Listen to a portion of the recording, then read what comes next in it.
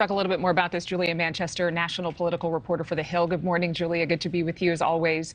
So President Biden visiting the southern border for the first time ever. How does a 3-hour trip, one that we've heard was highly controlled, actually benefit immigration reform?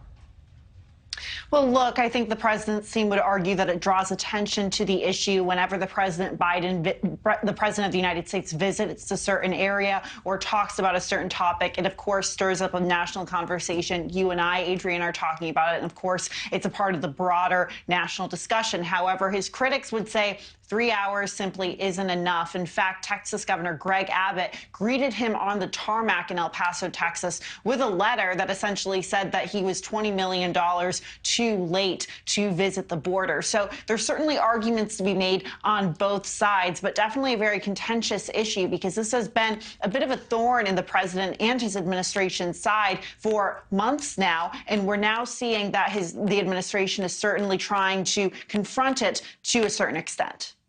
And his approval rating on immigration, it has dropped to just 37%. Disapproval is at 59% in the latest RCP average. So in terms of how this might help him, does it move the needle at all?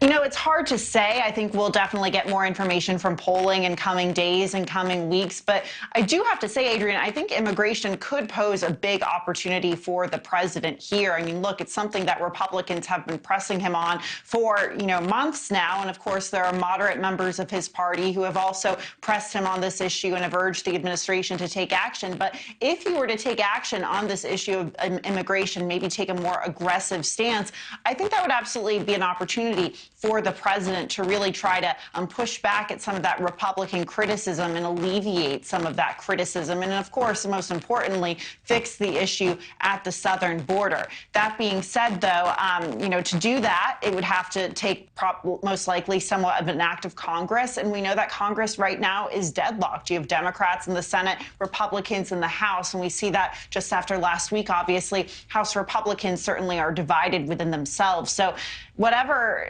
deal is reached going forward, or if a deal is, attempted to, be brokered, it's going to be difficult for the administration and their allies and opponents in Congress. Yeah, absolutely. And this bipartisan group of senators going down there and looking at the border, hopefully getting a fuller picture so that somebody starts working on reforms. Julia Manchester, thank you.